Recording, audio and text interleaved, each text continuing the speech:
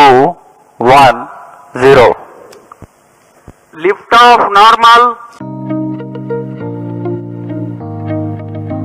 अब अंतरिक्ष में इसरो की नई उड़ान से जुड़ी एक बड़ी खबर। इसरो की यह खबर सुनकर हमारा दावा है कि आप अपने वैज्ञानिकों पर गर्व करेंगे, क्योंकि इसरो अब अंतरिक्ष में बीज उगाएगा।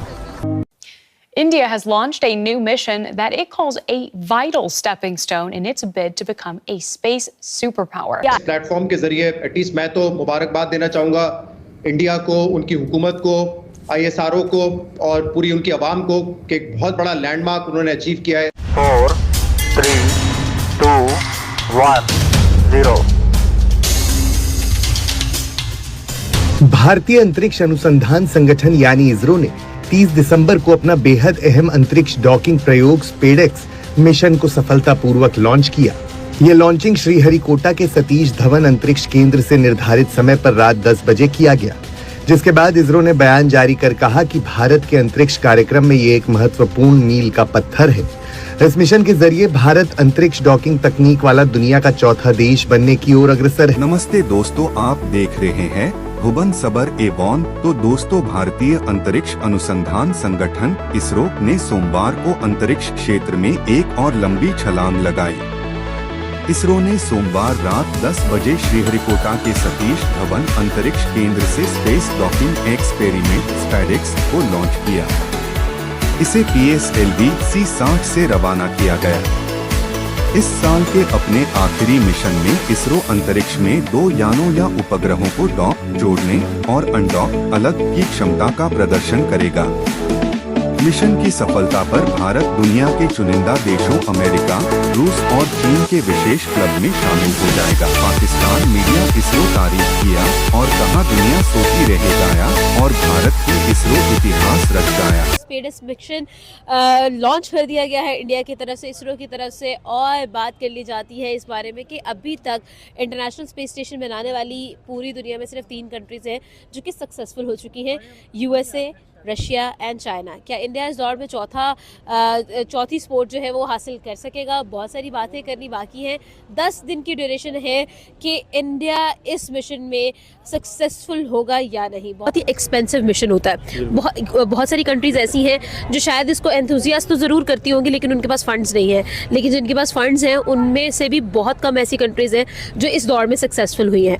बात कर लेते हैं भाई, अभी तक जो इंटरनेशनल स्पेस स्टेशन क्रिएट हुए हैं वो है USA की तरफ से, चाइना की तरफ से और रशिया की तरफ से।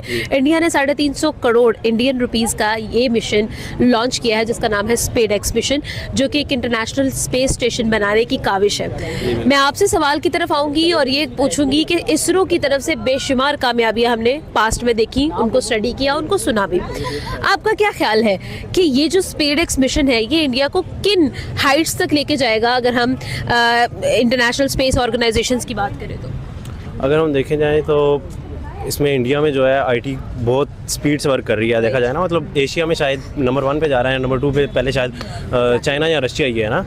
तो इस वजह से हमारे बड़े सगीर के अंदर देखा जाए तो इंडिया बहुत तेज़ी से ग्रो कर रहा है IT में।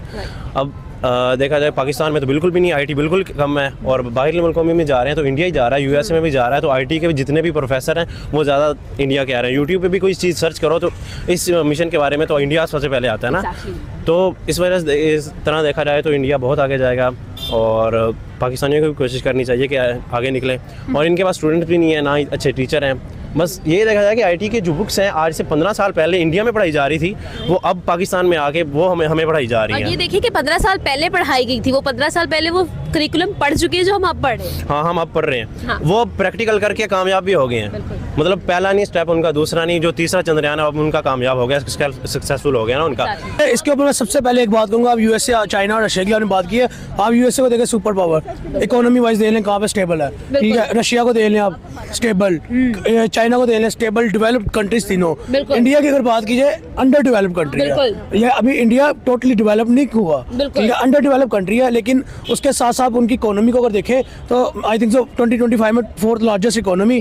उसके बाद आप देखें उनका पहले चंद्रयान 3 का जो पहले चंद्रयान 1 की बात करेंगे फिर चंद्रयान 2 की बात करें, ये ऑलमोस्ट दोनों मिशन जो थे, चंद्रयान 1 तो टोटली फ्लॉप रहा, ठीक है, सक्सेसफुल नहीं हो सका। चंद्रयान 2 ऑलमोस्ट फ्लॉप नजर आया लेकिन सक्सेसफुल नहीं हो सका, ठीक है। और हाँ, चंद्रयान 3 जैसे उनका सक्सेसफुल हुआ है, और उसके जो विक्रम लैंडर था जैसे उन्हें लैंड किया, और लाइक वो मिशन का एक मेरे ख्याल में एक बहुत बड़ी उनकी कामयाबी, एक बहुत बड़ी अचीवमेंट जिसने इसरो ने जो अवेल की। उसके बाद अगर कोई मिशन का आपसे मैं सुना स्पेसएक्स, ये ऑलमोस्ट जहाँ तक मुझे लगता है ना कि ये मिशन जो है ये एक तो पहली बात ये थी बड़ी इकोनॉमी जिसकी वो कर सकता है, क्योंकि इसके लिए बजट चाहिए आपको, और आपने बात की 350 crore I think so budget लगा अभी तक। उसके अलावा आपका बजट है इसका तो आप कर सकते हो, आपका पैसा है इस चीज के लिए तो आप कर सकते हो, अदरवाइज आप नहीं कर सकते। अब इंडिया फोर्थ लार्जेस्ट इकोनॉमी, तो आई थिंक सो जैसे उनका चंद्रयान 3 मिशन जो था वो सक्सेसफुल हुआ था, study of I think so moon था, ठीक है। उसके बाद स्टडी ऑफ सन के लिए भी भेजा, लेकिन वो भी टोटली सक्सेसफुल नहीं हो पाया, तो माइनस इशू की वजह से फ्लॉप हो गया। अब देखिए उनका आई थिंक सो ये जो स्पेसएक्स है ये आपको स्पेस में कोई दे देता है, जगह दे देता है, आई थिंक ऐसा कुछ है वो। अब देखिए आपने कहा कि USA, Russia, China already 3 countries है ये वहाँ की स्पेसएक्स में कामयाब जो है। अब अगर देखा जाए तो इंडिया इस मिशन के ऊपर चला है, और अगर सक्सेसफुल हो गया इनका मिशन तो ये 4th कंट्री ऐसी बन जाएगी जिसने अपना ये मिशन सक्सेसफुल किया और स्पेस पे जगह ली।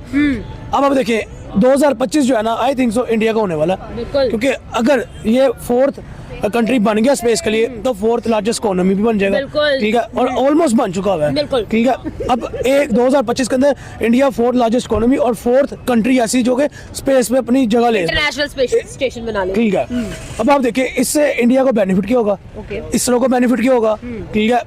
इसरो एक चंद्रयान 3 के सक्सेसफुल होने की वजह से इतना कॉन्फिडेंट था कि उन्होंने आई थिंक सो 1 मंथ भी डिले नहीं किया, आदित्य L1 लॉन्च किया, स्टडी फॉर सन, ठीक है। अब अगर ये मिशन का सक्सेसफुल हो गया तो इसरो जो है वो मजीद स्ट्रॉन्ग कॉन्फिडेंट होता नजर आएगा, और इससे इंडिया की इकोनॉमी में बहुत डिफरेंस हमें देखने को मिलेगा, ठीक है। अब ये सारी दौड़ है इकोनॉमी की, ठीक है।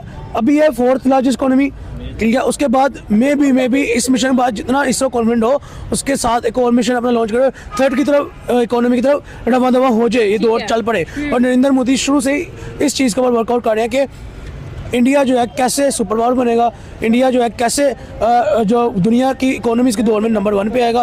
तो आई थिंक सो ये दौड़ जो लग गई है उसमें इंडिया और नरेंद्र मोदी का जो काम है वो दूर नजर नहीं आ रहा, पहली इकोनॉमी बनते हैं। ये लग रहा है कि जैसे एडमिशन लॉन्च होना शुरू हो गए हैं, जैसे उनकी इकोनॉमी की तरफ दौड़ बढ़ गई है, जैसे वो बांग्लादेश की आंखों में आंखें डाल रहे हैं, जैसे वो सुपर पावर को जो है वो घुटनों में बिठा रहे हैं। तो ये जो चीज़ है ना, और हाँ एक बात यहाँ पे और ऐड करूँगा, जैसे वो चाइना से कोलैब कर रहे हैं, दोस्ती कर रहे हैं, तो ये दिन दूर नहीं है कि जहाँ पे इंडिया का नाम आएगा सुपर पावर के लिहाज से। बिल्कुल।